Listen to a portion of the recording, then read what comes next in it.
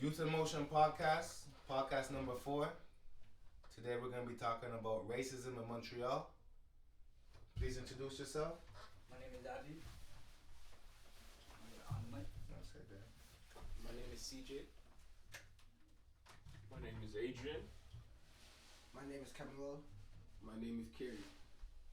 Okay. How do you guys feel about Montreal and racism in general? Like, just tell me how you feel off the top. Very racist here. Very racist here. Like, for instance, when you take the metro, when I take the metro, I could, not just by prejudging, but I could tell it's an inner racism because everybody has an inner racism thing or racism. You know, you feel like it's hard for a lot of colored people that are just trying to get by, and I'm sure it's just hard for a lot of people that are trying to live their lives and prosper, but we cannot do that. Sometimes it's harder than the other days because it's too much. It's racism because you want to be able to go out and do your things, but it's a fight every day, and especially with the differences between the English and the French that over here, that is problematic galore. How do you feel about that, Keri? Problematic. It's a big thing out here. Big if you don't thing. speak French, especially the Quebecois, they'll shit on you hard. It's crazy. Yeah. In school, how was it in school? You go to English school or French school or what? English. In English school, they don't even teach you French like that. My cousin, he goes to French school. He graduates St. Henry. Sec 5 level French, he said, in English school, he looked at my homework, his man's like, yeah, I did this shit in grade 7. And the man was laughing at me. I was like, oh, that's deep. Yeah, I know what you're saying. Like my grade 11 French, they're doing that in grade 8. You know what I'm saying? Yeah, I know what you're saying. How about you guys? Sorry, I was Don't just you go St. Henry? I go St. Henry. That's a French school, isn't it? Nah, it's French. Yeah, it's true. If you don't really speak French, you're gonna be treated differently. I'll say that. Does anyone speak English? People speak English Yeah. at lunch and stuff? Yeah, I got plenty of friends that speak English, but it'll be mostly people like me, not like people from here, because you know. Understand that. What about you, Kemuel, at Dawson? It's an English school, bro. It's English. It's not really French, you know. You could go pick your own classes. Not a lot of people pick French classes unless they have to do it. So like, it's an English environment. No one speaks French. Okay, next question is do you feel like because of the French, Quebec is more racist than other parts of Canada? Or do you feel like it's That's equally a good racist? question, Because right? he lived in Vancouver, Uh-huh. and he said there's not too many color fellas, but Well, I'm talking about when I mean color, I'm talking about us, black people, you that's know? what color means. Well, but I'm saying for the rest of the population, yes, I feel like, I feel like, yeah, there's racism towards them, but more racism towards us because that's just how it's been, and it's not gonna get any better, and it's hard to just go out and do your thing sometime all the time, without somebody having to hate on your style, and you're just trying to be you. But I think mainly it's just there's a big difference from when I was living in Vancouver and then coming here. My brother always told me like, this is pretty racist out here. I'm like, yeah, I know it's racist, but I'm like, there's a lot of black people out here and things like that. He's like, oh, I haven't seen nothing yet. And since I've been out here, that's been confirmed. So it's a big problem. Do you think racism is getting better, or you think it's getting worse? Or? I feel like racism is gonna be the same for life. What? Racism is gonna be the same for life Explain. because like black people are always gonna be with black people, and like white people are always gonna take for the white people, you know. Okay. You think it's always gonna be like that? Yeah, for life. For life. How do you feel about that? Yeah, it's crazy because they had racism before, right?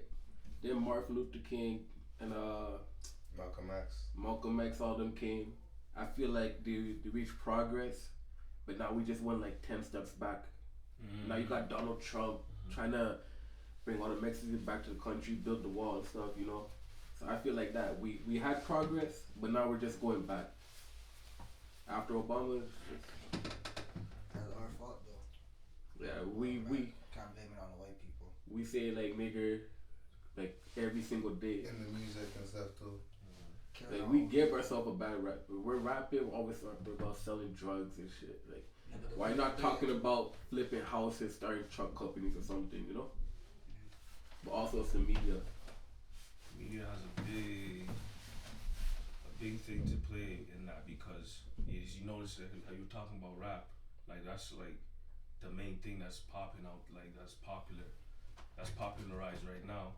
But it's still stereotypical because aside from all of that, you know, like when you go to, you know, people like your music, but after all of that is done, it's back to the same. Like people just know you for people just know you for your music. But like why I say that is because a lot of people understand like the culture, you know, that we bring, you know, but they don't understand what comes with that, you know, like they don't understand what else the pain that we go through because, you know, like just feeling accepted. It's not easy for us colored people to when we go places to when we go to even in your work environment. I would say there's even a lot of racism there too. And that's facts, yo. White man would never have like an issue on the bus. Like exactly, like it's not. It's hard. It's just hard for colored people in general. Black, Hispanic, like brown people, any man of color, you know, compared to the white man, you know. But like in the job, getting jobs and stuff, do you find there's racism in getting a job, or how do you feel about that? In the job, okay. How do you feel about that? Anyone? Wait. For sure. Look at retail. Retail, they follow the black people around. If you look in the airport, not too many black people are working on the front. They're putting them in the back. In the kitchen. In the kitchen. That's crazy. The wash dishes. Like I was talking to Willie yesterday. We were saying the only time we see black people on construction sites are when they have the black people holding up the sign and being like, "Traffic, go." And it's true. Like he told me that 10 years ago, Willie. So sometimes when I'm driving with him, he showed me. He's like, "Yo, look, Bernie. There's a black guy holding the sign." Even like, with that, look at you less too, but you know how much they get paid? Yeah, they get paid a lot, but they said like they only keep you at the sign, like you're not doing nothing else.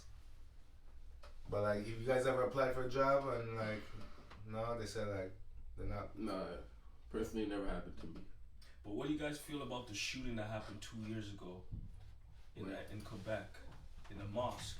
Oh yeah, I heard about that too. That like. I was deep, so I didn't know that people have hate in their heart like that. You gonna go take a couple of people's lives. Exactly. That's not right. Never happened in New Zealand yesterday. 49. Yeah, big shootout. I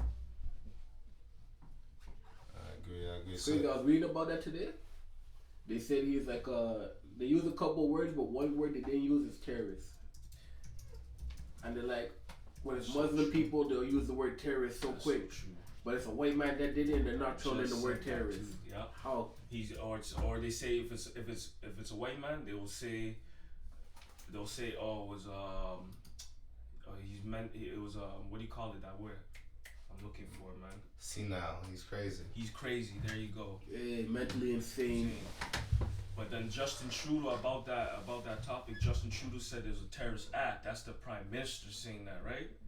But then when the man did the crime when the guy did the hate crime, he went to his trial and they said it was not a terrorist act. That's a terrorist act to me. Like even the prime minister called it for what it was, and even in the court system, there you go. There's a lot of racism, so it's like, what are we supposed to do from there, right? Like, it's hard. It's too much now. It's way too much. So a big thing that's been going on, they've been talking about institutional racism. So it's like, Oh, for sure. there's racism in the institutions, and it's big. Like they had a big petition, maybe 100,000 signatures, like last year. But the definition of institutional racism is a form of racism expressed in the practice of social and political institutions. So it's regarding like your housing, your health care, political power, education. They say like they know what they're doing, you know? They're not just being like racist for no reason. Like they know like, okay, we keep the blacks uneducated. We know that like they can't become like doctors, lawyers, and you keep the people down by like reducing their education and making sure that they stay poor. But yeah, anything else you guys want to say about that or what? Yeah, something related to that. See, like even in slavery times, why do you think they wouldn't let they didn't want us to read?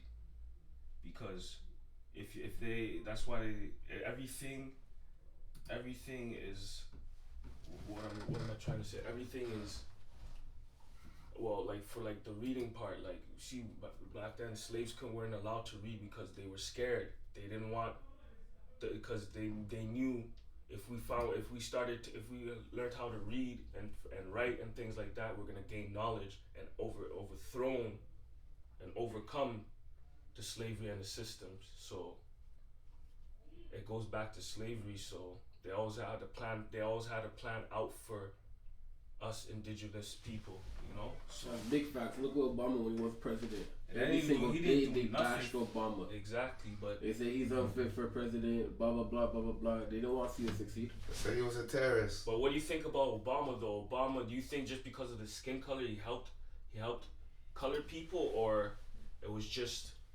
a front, like he like No, for sure he gave us a good name, you know. yeah. Seeing a black person make it that far shows us we're not coons and stuff, you know. Exactly. And would you rather live anywhere else in Canada, or would you want to stay here? Watch it die. Toronto? Yeah. I know why you say there's more English out there. You know, with the French, it's just Even that, if I speak French and I move out to the dot, I'm gonna get paid more in any job I go to because I speak 2 languages. Very true, very true. And what I find a problem too, even amongst each other, though, it's like coonery. That's us. When What's your last name? Coons. Okay. What were you saying? when Say other it. when other It's cool. that's why I didn't say nothing though. But anyways, bro. Anyway, like it doesn't help too. Like just because I've been like, for an example, like when I go to a government office, I get my own people getting talking to me, being rude to me just because I don't speak French, and we as black people need to wake up and smell the coffee, because we just keep insulting each other when we can work together. But how the only way we could stay together and reunite and things like that is if we stick together. But that's never like that's.